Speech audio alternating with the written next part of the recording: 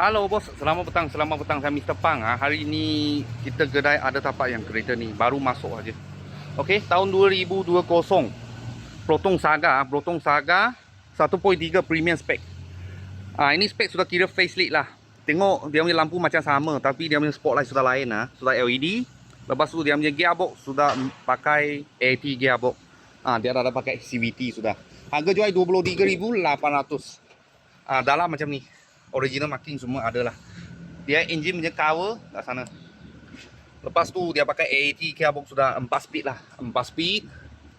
Dia stiker semua ada lah. Kereta ni jual 23,800. Kalau lembing bulanan 300 lebih aja. Premium spek dia dalam punya seat dah sama. Lepas tu ada macam touchscreen player lah ke tengah-tengah. Nampak dalam punya cushion macam ni. Lepas tu dia ada original punya touchscreen player lah. Okey, belakang macam ni. Okey, mileage 80 lebih 81,000 tak silap Lepas tu dalam. Okey, tahun 2020. Proton Saga 1.3 premium. Harga jual 23,800. Kalau full loan bulanan 300 lebih saja.